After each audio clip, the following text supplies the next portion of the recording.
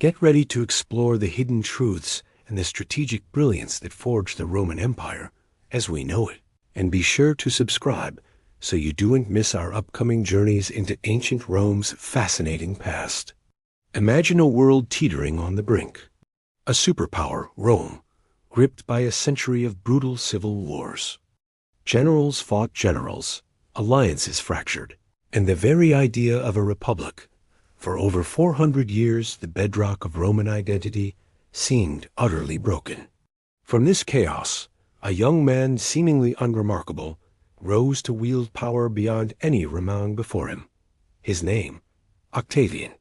He held unprecedented command over vast armies and provinces. The Republic was, for all intents and purposes, dead. He appeared before the Senate and, with a flourish, renounced all his extraordinary powers. He declared his intention to restore the Republic. The Senate still met, consuls were still elected, laws were still debated.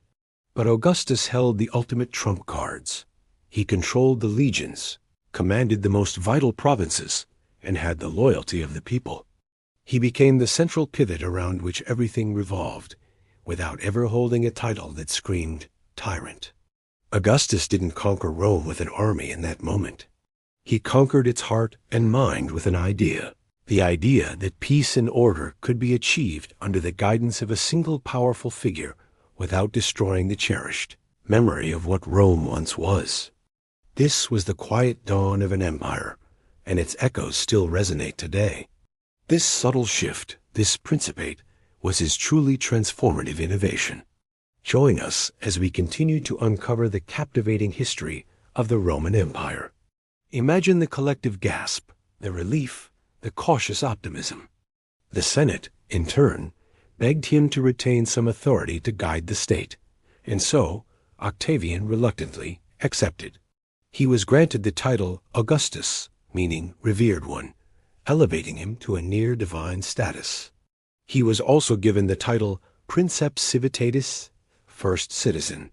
But here's where Octavian's genius and our unique perspective truly comes into play.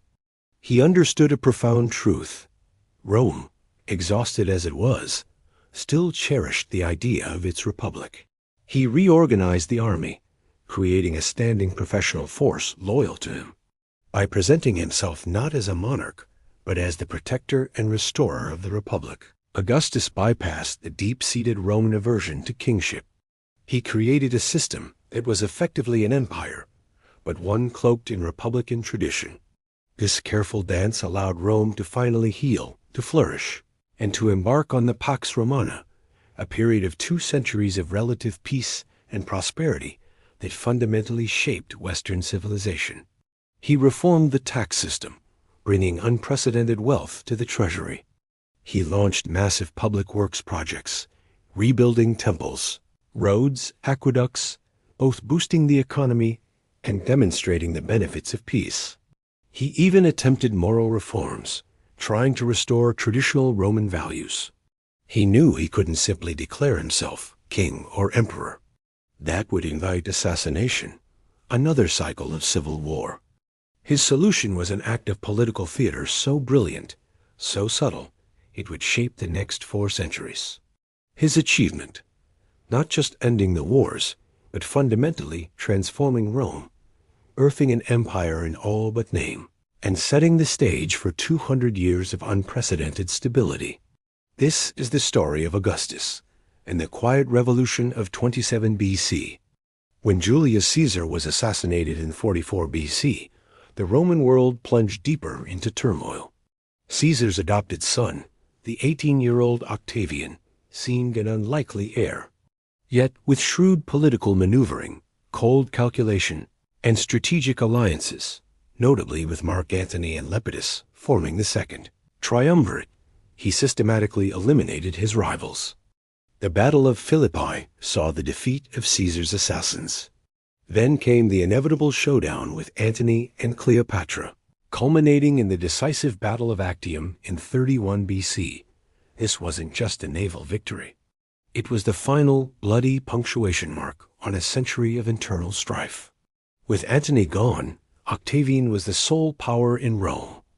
On January 13th, 27 BC, Octavian performed a masterstroke. This wasn't a sudden, overt seizure of power. It was an illusion of restoration. The Republic technically still existed. Augustus then systematically embarked on a series of reforms designed to stabilize and rebuild Rome. The true brilliance of the Principate lies in its enduring success. So, when we speak of 27 BC, we're not just marking a date on a calendar. We're witnessing the birth of a political masterpiece. If you found this journey through ancient Rome as fascinating as we did, make sure to subscribe so you don't miss our next deep dive into the legendary Roman legion.